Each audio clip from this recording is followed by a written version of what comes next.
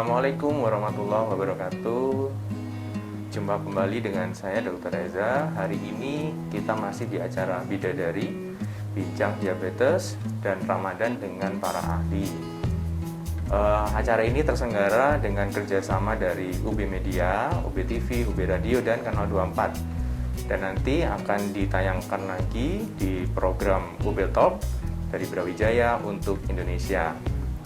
Untuk para peserta dan diabetisi juga bisa menyaksikan acara ini di channel YouTube Endocrine Metabolic Indonesia.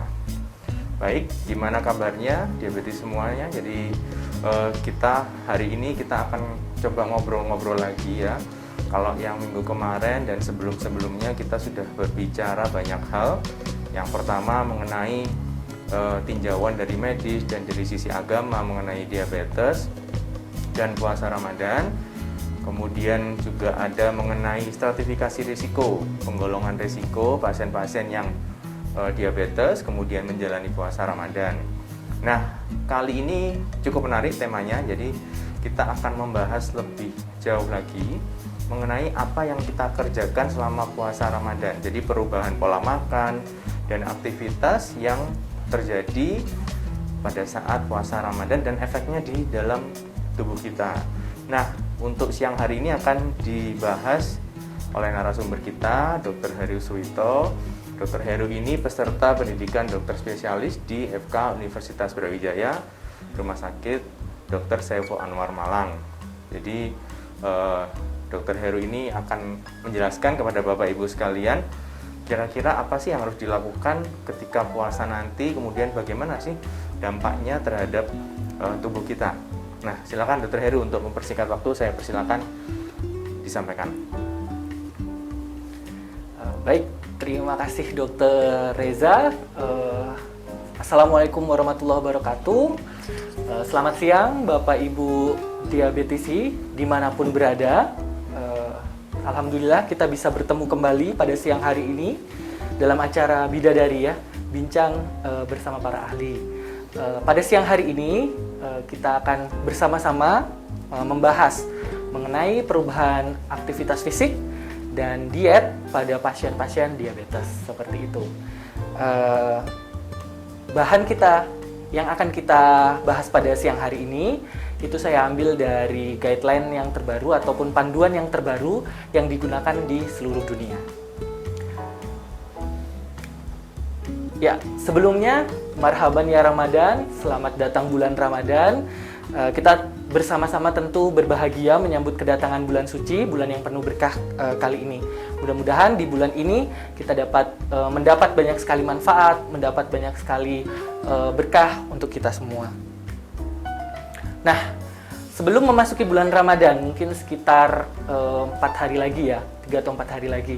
Jadi, pada pasien-pasien dengan diabetes, seharusnya dilakukan pemeriksaan ataupun kontrol mengenai hal-hal yang harus diperhatikan selama bulan Ramadan. Karena tentu pada bulan Ramadan ada berbagai macam hal yang berubah seperti itu. Nah, apa saja yang bisa kita lihat? Di sini adalah yang pertama adalah diet. Nah, dietnya tentu pasti akan berubah pola makannya. Kemudian yang kedua ada aktivitas fisik. Nah, aktivitas fisiknya juga pasti akan berubah. Kemudian apa lagi? Penurunan berat badannya. Bisa nggak sih puasa ini untuk dijadikan sebagai selain mendapatkan pahala tapi juga sebagai media untuk menurunkan berat badan? Nah, kemudian komplikasi yang bisa terjadi pada pasien-pasien diabetes seperti itu.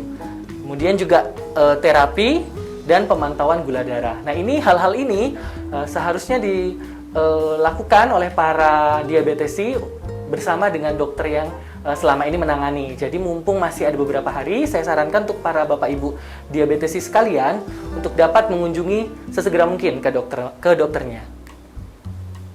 Nah, pada kesempatan siang hari ini kita akan membahas mengenai perubahan yang terjadi, yaitu perubahan aktivitas dan tidur serta perubahan pola makan. Nah, pasti berubah dong pada saat bulan Ramadan, tidak mungkin sama seperti bulan-bulan sebelumnya.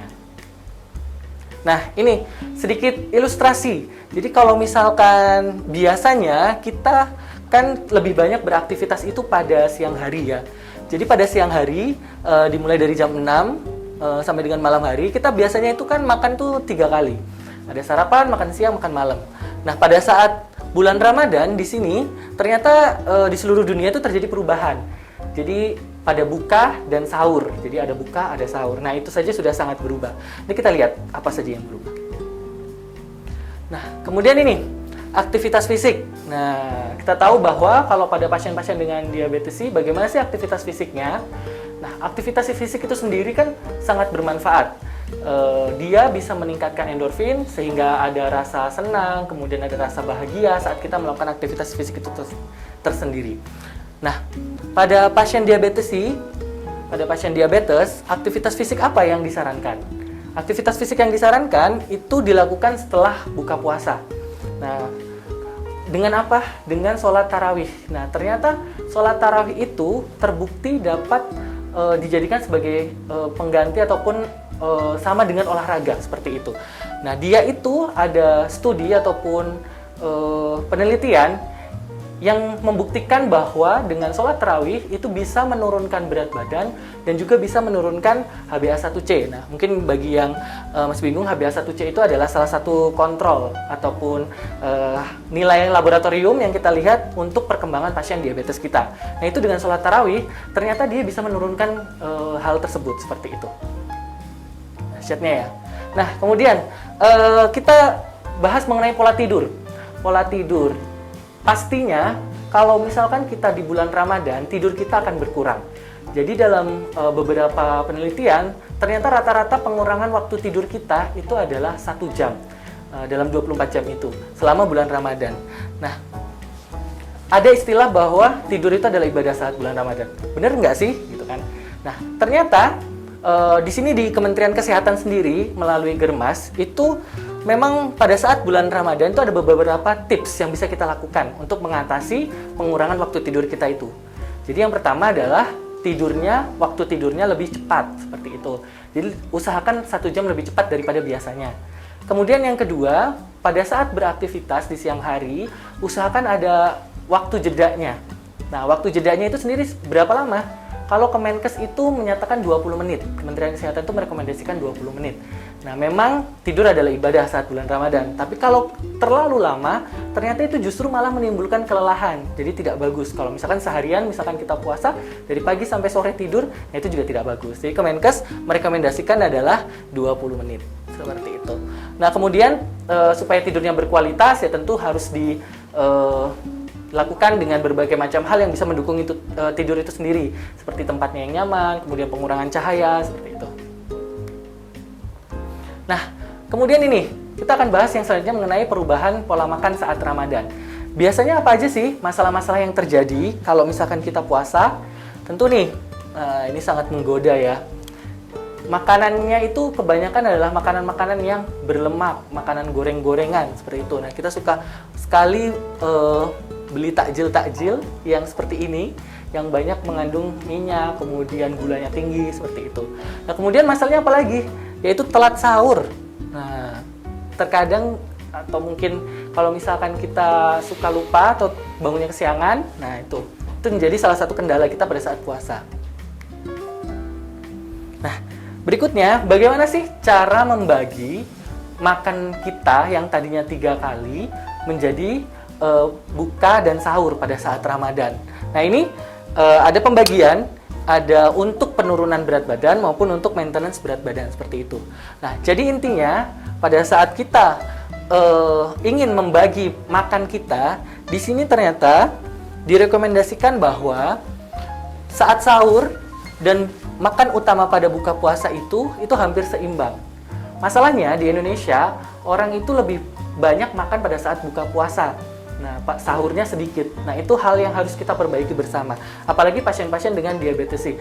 Pasien dengan diabetes. Nah, itu kita harus bagi pembagian makannya itu tidak hanya besar pada saat buka puasa.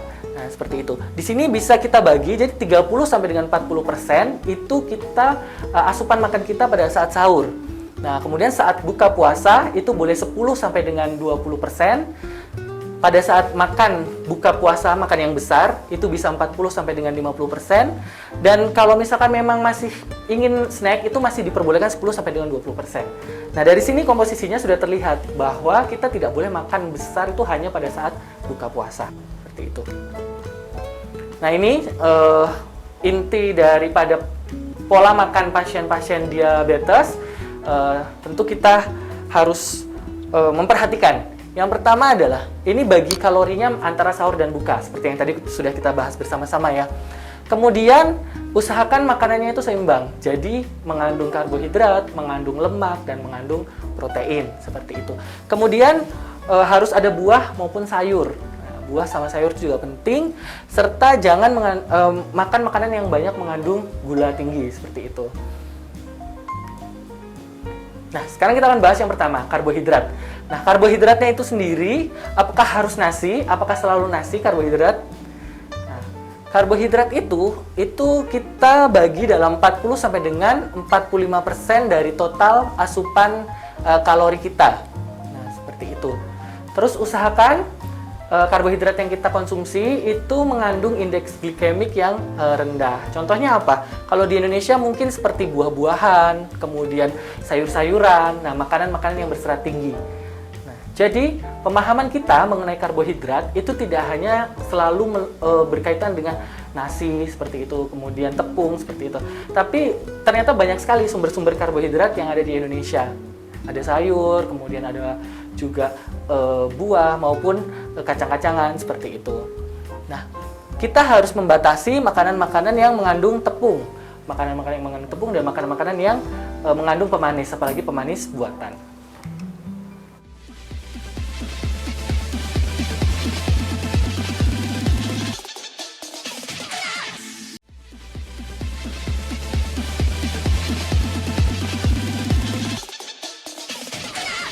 Sahabat OPTV, kembali lagi bersama saya Dr. Reza. Kita masih dalam acara Bidadari, Bincang Diabetes dan Ramadan dengan para ahli. Kita masih akan membicarakan tentang topik aktivitas dan pola makan ya selama Ramadan hari ini dengan Dr. Heru Suwito. Nah, kita akan bahas lebih lanjut mengenai diskusi ini. Nanti bisa juga tanya jawab ya. Nanti Bapak Ibu yang hadir pada acara ini bisa melakukan tanya jawab di channel YouTube ataupun di Zoom.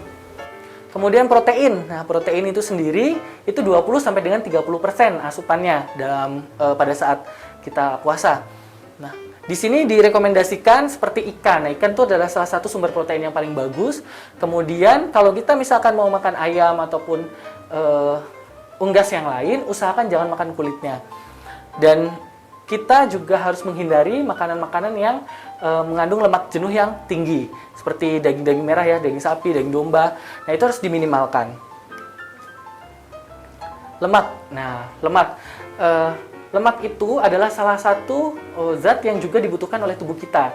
Jadi kita tetap harus mengkonsumsi, tapi jumlahnya dan pilihan lemak yang kita konsumsi itu harus kita tentukan. Lemak itu antara 30 sampai dengan 35%, seperti itu. Di sini sumber lemaknya apa? Kalau misalkan kita biasa menggunakan minyak yang biasa, bisa kita ganti dengan minyak zaitun, kemudian minyak nabati. Nah, ataupun kita mengkonsumsi ya kembali lagi ikan yang mengandung banyak sumber asam lemak omega 3 seperti tuna, kemudian sarden ataupun salmon. Nah, ini adalah rekomendasi yang dapat kita berikan untuk Bapak Ibu sekalian diabetesi. Ini adalah contoh real kalau misalkan kita ingin mengatur diet kita pada saat buka dan sahur. Nah, di sini ada air, kemudian ada buah. Nah, yang paling penting adalah piringnya. Nah, piringnya itu sendiri kita bagi 4. Piringnya kita bagi 4. Di situ ada sumber protein, di situ seperempatnya, kemudian ada sumber karbohidrat seperempatnya, kemudian sayurnya itu kita bisa ambil juga seperempatnya, dan kita bisa makan seperti kacang-kacangan juga seperempatnya. Nah, ini adalah contoh pembagian ataupun menu sehat bagi para diabetesi pada saat buka puasa dan sahur. Nah, Kemudian berikutnya yang ingin saya sampaikan lagi, jangan lupa untuk makan sahur. Nah, makan sahur itu sangat penting, apalagi pada pasien-pasien diabetes. Nah, kita tahu komplikasi puasa itu bisa terjadi hipoglikemi atau gula darah yang sangat turun pada saat kita berpuasa. Nah, itu untuk menghindarinya, maka kita sebaiknya makan sahur. Nah, untuk para pasien diabetes sih, makan sahurnya seperti apa? Makan sahurnya itu adalah pada saat mendekati imsak. Jadi jangan terlalu cepat sahurnya, supaya tidak terjadi ataupun resiko daripada hipoglikeminya itu menjadi lebih rendah. Seperti itu. Kemudian nih, masalah yang juga sering timbul adalah minum. Nah, pasien-pasien diabetes itu harus mendapatkan ataupun tidak boleh dehidrasi ya. Jadi minumnya itu harus cukup. Kita suka salah minum yang banyak itu pada saat selesai makan sahur, supaya katanya kalau siang biar tidak haus. Nah, padahal itu salah. Kemudian kita pada saat buka puasa juga banyak minum. Nah, sebenarnya direkomendasikan oleh Kemenkes, Kementerian Kesehatan, kita minumnya tetap 8 gelas. Nah, waktunya apa aja? Waktunya itu bisa setelah bangun sahur, kemudian setelah sahur, kemudian saat buka puasa, saat setelah sholat maghrib, setelah makan malam, setelah sholat isya, setelah sholat tarawih, dan sebelum tidur. Nah, pas 8 gelas. Jadi, dari sini kita bisa terhindar dari dehidrasi pada saat puasa. Jadi, kebutuhan airnya itu tetap terpenuhi. Ya, demikian yang bisa saya sampaikan. Apabila mungkin Bapak Ibu sekalian ada pertanyaan, kita bisa bahas bersama. Terima kasih. Ya, terima kasih Dr. Heru, tadi sudah cukup jelas ya dijelaskan sama Dr. Heru tentang bagaimana sih kita mengatur pola makan, mengatur aktivitas selama menjalani puasa Ramadan. Ya, ini penting sekali ya sebenarnya. Karena kita tahu ya kalau kita menjalankan puasa Ramadan, apalagi untuk para diabetisi ya. Jadi untuk para diabetisi memang sebaiknya harus mengatur pola makan dan aktivitasnya lebih baik lagi. Nah, untuk itu memang diperlukan seperti yang sudah disampaikan di pertemuan yang sebelumnya, diperlukan konsultasi dengan dokter yang menangani pasien tersebut, sehingga nanti ketika mulai menjalankan ibadah puasa itu sudah tahu apa yang harus dikerjakan. Kemudian kalau bisa, bahkan kalau mungkin bagus, mengatur pola makan sudah sudah direncanakan ya menunya hari pertama ini, kedua, dan seterusnya. Kemudian juga ketika akan melakukan aktivitas fisik misalnya atau olahraga. Nah, tadi sudah disampaikan beberapa dari Dr. Heru. Nah, saya coba akan membacakan beberapa pertanyaan ya. Dr. Heru tadi sudah mulai banyak yang tanya ini Dr. Heru. Jadi pasti bisa jawab semua ya Dr. Heru ya. Siap, Dokter. Ya, ini ada yang tanya ini dari Abdurrahman. Kira-kira ya, makanan camilan apa yang boleh dimakan setelah buka puasa? Nah, boleh semuanya atau ada makanan tertentu yang disarankan, Dr. Heru? Baik, terima kasih ya Pak Abdurrahman atas pertanyaannya. Jadi selama ini pemahaman masyarakat kita itu berbuka dengan yang manis seperti itu. Nah, ternyata apakah yang manis pada pasien diabetes itu diperbolehkan? Seperti itu ya dokter ya. Jadi kalau mungkin kita selama ini belajar, hadisnya itu sendiri adalah mengatakan bahwa berbukalah dengan kurma ya dok ya. Nah, jika tidak ada kurma, maka boleh dengan seteguk air putih. Nah, jadi seperti yang tadi saya sampaikan, pertama adalah boleh pada saat kita berbuka puasa itu terlebih dahulu meminum air putih. Nah, kemudian camilan ataupun makanan apa yang bisa kita makan pada saat kita berbuka puasa itu?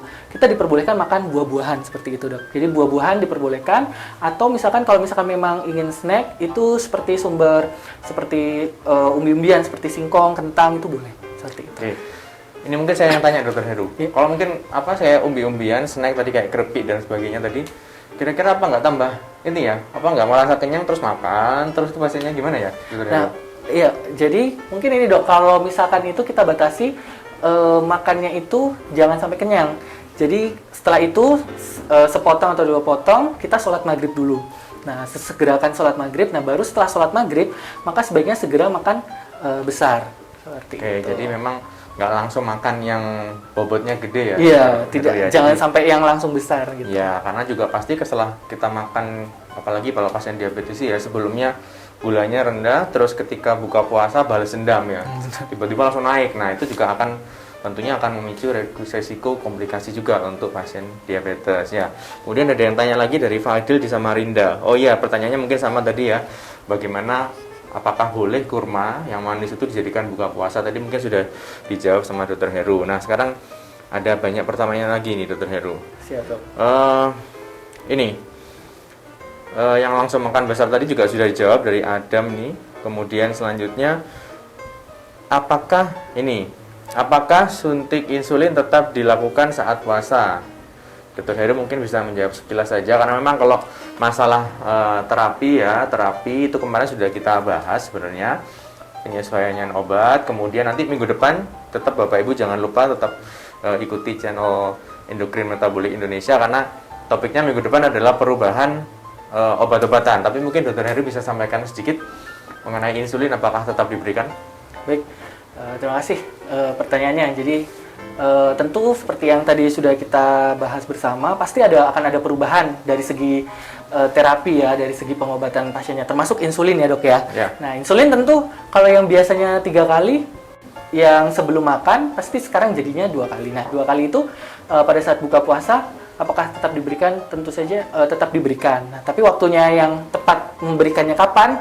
Mungkin Bapak Ibu sekalian harus terus mengikuti ya dok acara ini. Minggu depan akan dibahas lebih lanjut oleh Dr. Laksmi. Oke, terima kasih Dr. Heru. Jadi kalau saya tambahkan ya, jadi memang obat-obatan itu tetap diberikan pada pasien yang menjalani puasa Ramadan. Jadi diabetesi yang menjalankan puasa Ramadan, obat-obatnya tetap diberikan. Tapi memang akan ada penyesuaian dari segi waktunya, dari segi dosisnya juga mungkin ya. Dan dari segi bagaimana, karena kan pengaruhnya dengan makanan ya, karena sebelumnya makan 3 kali sehari. Nah saat puasa Ramadan makan yang besar, makan porsi utama itu hanya pada saat buka puasa dan saat sahur ya. Jadi memang akan perlu penyesuaian dari obat-obatan. Nanti akan dibahas lebih lanjut di minggu depan ya. Kemudian ini ada pertanyaan lagi. Minum banyak. Nah, ini penting nggak nih Dr. Heru? Ini ada pertanyaan dari Budi Gunadi. Wah, ini Menteri Kesehatan ini. Ya. Menteri Kesehatan juga menyimak kita ya, Dr. Heru. Nah, ini penting sekali. Gimana? Minum banyak itu diperbolehkan atau tidak? Dan kira-kira kapan waktu yang tepat untuk minum yang banyak? Ya. Dan apa mungkin efek sampingnya kalau nggak ada minum yang banyak, Dr. Heru? Baik, terima kasih dokter. Pak Budi ya? Ya. Pak Budi, mungkin Menkes kita. Jadi Pak Budi, minum yang banyak itu bukan hanya dalam satu waktu. Jadi salah kalau misalkan kita minum banyak itu pada saat buka puasa ataupun pada saat selesai sahur ya dok. Supaya katanya kalau siang biar nggak haus dok. Nah itu adalah minum yang salah. Jadi minum yang banyak itu tetap mencukupi kebutuhan 8 gelas per hari seperti yang tadi saya sampaikan, tetapi dibagi. Jadi jangan minum dalam satu waktu tapi langsung banyak. Nah, bisa pada saat kita bangun tidur, kemudian selesai sahur, pada saat buka, kemudian setelah sholat maghrib, setelah sholat isya, kemudian sebelum tidur. Nah itu bisa cukup 8 gelas, kebutuhan minumnya tetap cukup, tetap terhidrasi kitanya sebagai pasien diabetes, jadi nggak kehausan atau tidak dehidrasi seperti itu dok. Ya, jadi mungkin saya tambahkan ya. Jadi memang kan salah satu efek yang tidak diinginkan dari para diabetesi yang menjalankan puasa Ramadan adalah salah satunya dehidrasi ya Dr. Heru ya. Jadi untuk mencegah dehidrasi yang nanti bisa berujung ke gagal ginjal dan sebagainya, komplikasi yang lebih berat lagi, itu memang dianjurkan untuk minum yang cukup. Nah, kalau tadi yang seperti Dr. Heru sampaikan, minumnya tetap ya kurang lebih 8 gelas ya Dr. Heru ya. Cuman waktunya yang perlu dibagi secara tepat. Kalau sebelumnya mungkin 8 jam itu kita capai dalam 1 kali 24 jam yang tidak ada larangan untuk minum ya. Jadi kapanpun mau minum, mau haus ya silakan aja. Tapi kalau untuk pasien yang berpuasa tetap jumlahnya kurang lebih 8 gelas, cuman pengaturannya berapa porsi di saat sahur, berapa porsi di saat buka puasa. Dan kalau kita lihat di sini kan sebenarnya untuk mencegah dehidrasi pada saat puasa sebenarnya sahurnya itu cukup minum ya Dr. Heru ya. Iya. Jadi ketika sahur cukup minum maka dia akan bisa menjaga kondisi tubuh dalam kondisi hidrasi yang cukup selama menjalankan puasa Ramadan yang kurang lebih sekitar 12 jam lah kalau di Indonesia, 12 lebih lah.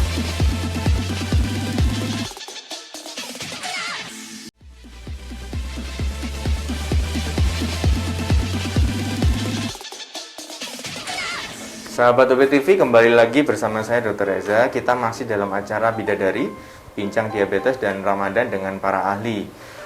Kita masih akan membicarakan tentang topik aktivitas dan pola makan ya selama Ramadan. Hari ini dengan Dr. Heru Suwito. Nah, kita akan bahas lebih lanjut mengenai diskusi ini. Nanti bisa juga tanya jawab ya. Nanti Bapak Ibu yang hadir pada acara ini bisa melakukan tanya jawab di channel YouTube ataupun di Zoom.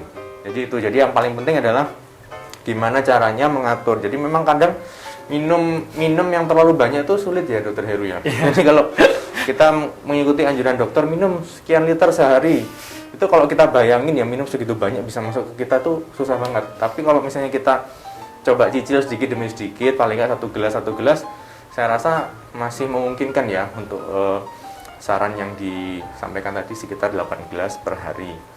Oke, sekarang pertanyaan selanjutnya Dr. Heru. Ini kan kalau kita lakukan puasa Ramadan, tadi Dr. Heru sampaikan nggak boleh malas-malasan aja, nggak boleh goler-goler aja, jadi kan? Yes. Ya, karena kalau malas-malasan nanti badannya nggak enak semua. Nah, kalau olahraga itu kapan waktu yang tepat disarankan untuk para diabetesi atau waktunya kapan kira-kira? Apakah pagi, subuh, setelah sahur itu, atau mungkin sore, atau gimana Dokter Heru?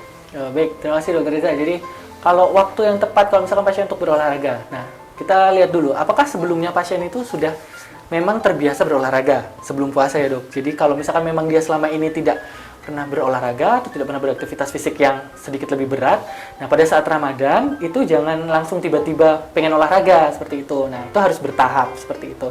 Nah kalau misalkan waktu yang tepat untuk melakukan, misalkan kita bikin exercise ringan, itu disampaikan bahwa hindari waktu-waktu yang sore hari dok. Nah kenapa? Kalau sore hari itu kan kita sudah berpuasa seharian, itu rawan resiko terjadi hipoglikemi atau gula darahnya yang sangat rendah seperti itu. Nah waktu yang disarankan itu adalah setelah buka puasa. Nah kalau misalkan menurut yang panduan yang dipakai itu setelah buka puasa, atau dengan sholat tarawih. Nah, sholat tarawih itu sudah cukup sebagai aktivitas fisik atau olahraga yang bisa kita lakukan pada saat bulan Ramadan, gitu dok. Ya, jadi kalau memang tadi ya aktivitas fisik itu memang penting ya. Jadi supaya tidak, biasanya gini, banyak orang tuh berat badannya justru naik saat puasa Ramadan. Iya kan ya? Iya. Karena sering makan, ketika buka puasa tuh balas dendam, jadi justru itu gula darahnya naik, mungkin juga berat badannya ikut-ikutan naik gitu. Jadi kayak merasa bersalah setelah puasa Ramadan itu. Terus kemarin puasanya dapat apa kalau gitu ya. Nah, sekarang sebenarnya yang paling penting adalah mengatur. Jadi kembali lagi poinnya di sini adalah mengatur kapan waktu yang tepat ya. Jadi aktivitas tetap dibutuhkan ya, tapi kita juga harus tahu resiko yang mungkin terjadi ketika pasien itu tadi misalnya melakukan olahraga. Nah, olahraganya jenis apa? Ini yang mungkin juga pertanyaan Dokter Heru. Olahraganya jenisnya apa Dokter Heru? Kira-kira kalau sekarang nih zamannya lagi ngetren sepedaan, boleh nggak Dokter Heru kira-kira? Kalau misalkan pasien diabetes ya dok? Iya, iya. Ya, sepedaan. Nah, kalau misalkan memang pasiennya sudah rutin ataupun memang biasa sepedaan sih, nggak apa-apa ya dok. Tapi waktunya tadi kembali lagi. Tapi kalau misalkan memang dia tidak pernah, lalu tiba-tiba pada saat bulan Ramadan ikut-ikutan, pengen ngabuburit dengan itu, ya itu harus berhati-hati. Resiko hipoglikeminya akan semakin tinggi seperti itu dok. Ya, jadi kalau seperti tadi sepedaan sebenarnya boleh ya. Jadi ya intinya kita juga harus tahu ya kapan kita melakukan aktivitas fisik. Jadi memang saat-saat kritis puasa tuh biasanya kalau nggak pagi saat duha ya 9 ya, atau biasanya jam menjelang buka puasa. Ya jadi sekitar ba'da asar gitu, jam 4, jam 5 tuh lapar-laparnya kan segitu ya biasanya. Nah itu kalau kita melakukan aktivitas fisik. Nah aktivitas fisik apa yang boleh atau tidak boleh sebenarnya secara kalau kita mau menilai harusnya secara individu ya. Jadi individu tersebut tuh merasa lemes banget atau enggak ya, karena kan lemes kemudian letih, lesu itu kan salah satu tanda dari hipoglikemia. Yang itu kalau kita paksakan untuk aktivitas fisik, otomatis konsumsi energinya akan meningkat dan dia akan semakin lemes. Jadi nanggung dikit lagi udah buka puasa tapi udah nggak kuat. Nah jadi memang harus diatur apa aktivitas fisik yang boleh dilakukan, kemudian harus mengukur kemampuan dirinya sendiri ketika dia mau melakukan aktivitas fisik, bisa nggak ya mengukur kemampuannya. Kira-kira kalau saya nanti melakukan aktivitas fisik misalnya sepedaan, kira-kira saya bisa batal nggak nih puasanya gitu. Jadi harus dinilai sendiri, dan itu memang berdasarkan penilaian masing-masing pasien, jadi tidak bisa disamaratakan semua pasien. Kemudian tadi ada yang tanya lagi, Dokter Heru, bagaimana ada yang pada saat menjalankan puasa ini sudah dalam kondisi berat badan yang berlebih. Nah, ini gimana, Dokter Heru? Kiat-kiatnya kira-kira gimana? Apa yang harus dilakukan ketika pasien yang berat badannya agak berlebih ini menjalankan puasa, pola makannya, aktivitasnya kira-kira gimana, Dokter Heru? Baik, terima kasih Dokter Reza. Jadi puasa itu sendiri itu memang bisa tadi saya sudah sampaikan bahwa bisa menjadi media ataupun waktu untuk menurunkan berat badan. Nah, bagaimana caranya supaya kita bisa menurunkan berat badan pada saat puasa? Tentu dengan kebutuhan kalori kita. Kebutuhan kalori kita kita ukur kalau misalkan bulan puasa. Nah, ini ada penurunan berat badan. Kalau pada laki-laki itu maksimal 1.800 kalau mau menurunkan berat badan. Apalagi pasien-pasien dengan diabetes C. Nah, di sini dengan membagi diet itu tadi sendiri. Jadi jangan kalau misalkan kita ingin menurunkan berat badan, pas buka puasa itu kita balas dendam.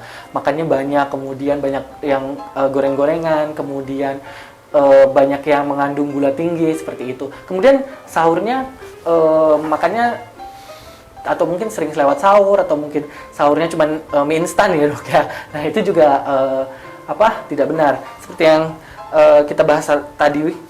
Jadi harus imbang antara buka puasa dengan sahur. Nah, pembagiannya bisa 40% pada saat buka puasa, 40% pada saat sahur, dan 20% dengan snack ataupun cemilan di antara dua itu. Seperti itu. Oke, terima kasih. Jadi ini sekaligus menjawab pertanyaan dari Pak Adam ini. Pak Adam ini juga tanya, Dokter Heru. Beliau ini biasanya kalau buka puasa itu makan burger, camilannya ya. Makan burger, terus habis itu makan terang bulan. Nah, ini kelasnya kelas berat semua. Jadi sekaligus saya jawab aja. Jadi kalau misalnya tadi seperti itu memang nggak boleh ya. Jadi ketika nanti para diabetesi itu, atau mungkin secara umum aja orang normal tanpa diabetesi pun, kalau balas dendamnya seperti itu ya, kalorinya banyak, kemudian konsumsi makanan yang cepat dalam waktu yang singkat, kemudian kalorinya banyak, itu tentunya akan meningkatkan gula darah secara cepat juga, dan itu justru yang berbahaya ya. Jadi kondisi hiperglikemi yang memang harusnya kita hindari. Jadi itu. Kemudian tadi mengenai aktivitas, tadi kembali lagi, ini kebetulan ada yang tanya Pak Adam juga ini. Kalau tadi kelewatan terawih, Dokter Heru, kira-kira penggantinya apa nih aktivitasnya nih?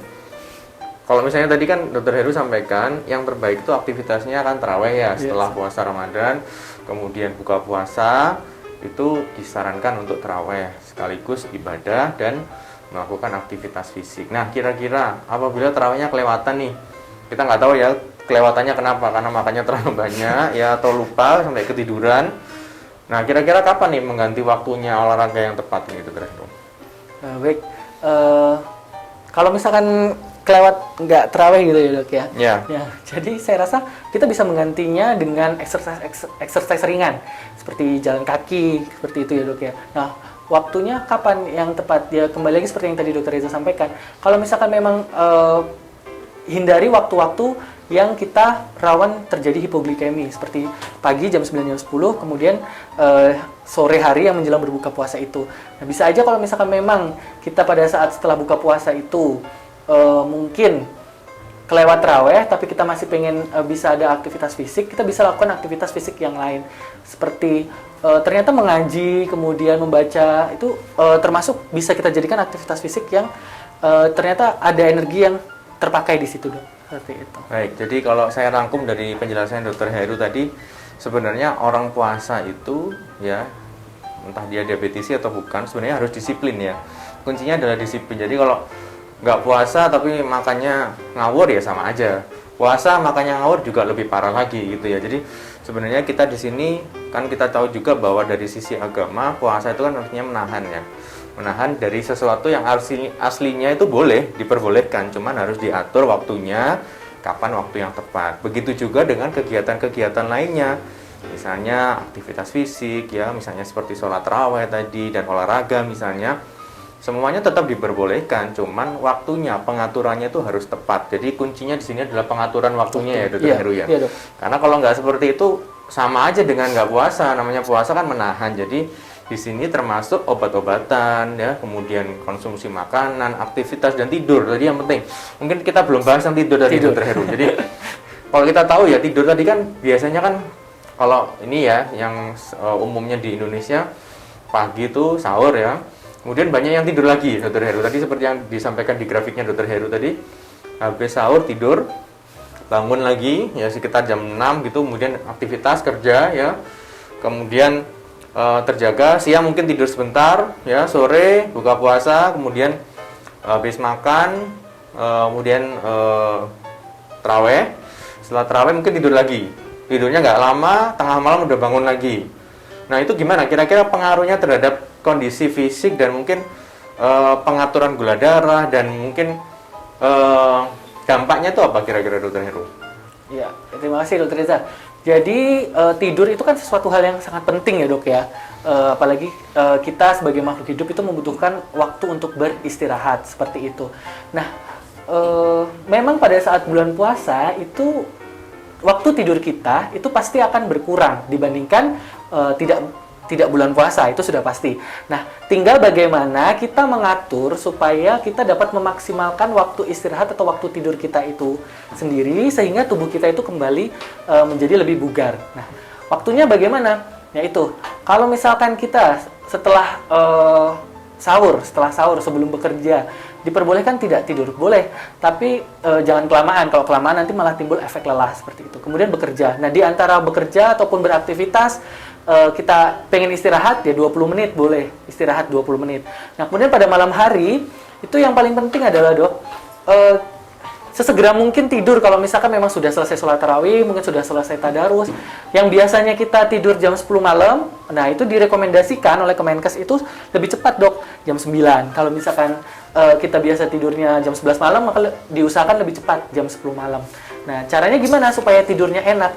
Yaitu pada saat buka puasa makannya jangan terlalu banyak, apalagi yang mengandung banyak lemak, banyak gula yang tinggi. Nah, itu kan proses mencernanya itu kan lama. Jadi kita perut kita tuh masih terasa nggak enak untuk tidur. Jadi kita susah tidur. Nah, untuk itu maka pentingnya menu pada saat buka puasa jangan terlalu banyak yang berlemak, goreng-gorengan, kemudian yang mengandung gula tinggi. Itu sangat berpengaruh juga pada saat waktu kita memulai tidur seperti itu, Dok. Ya, jadi ternyata tidur pun juga pengaruh dari makanan juga ya, Iya, Dokter Dok, ya. Jadi benar sekali. benar, karena kan kita tahu ya kalau orang puasa itu kan pasti tidurnya lebih sedikit ya. Memang diutamakan memang kita dari sisi anjuran agama juga menganjurkan supaya lebih banyak terbangun ya, walaupun tidur itu ibadah ya. Tapi di sini memang dianjurkan lebih banyak melakukan aktivitas yang bermanfaat dari sisi agama dan dari sisi mungkin aktivitas fisik dari segi medisnya gitu ya. Jadi sama-sama dapatnya sebenarnya. Jadi kalau tidur tadi itu memang mengatur tidur benar-benar nanti mungkin baru akan terasa tuh ketika awal-awal puasa ya. Jadi ketika awal-awal puasa rasanya berat sekali, bangun sahur, kemudian nanti harus tidur, kemudian kerja dan seterusnya, kemudian tidurnya lebih cepat haruskan, kemudian nanti tengah malam harus bangun lagi. Itu mungkin kita akan butuh adaptasi, tapi nanti setelah mungkin puasa minggu kedua, ketiga dan seterusnya itu mungkin sudah akan lebih terbiasa.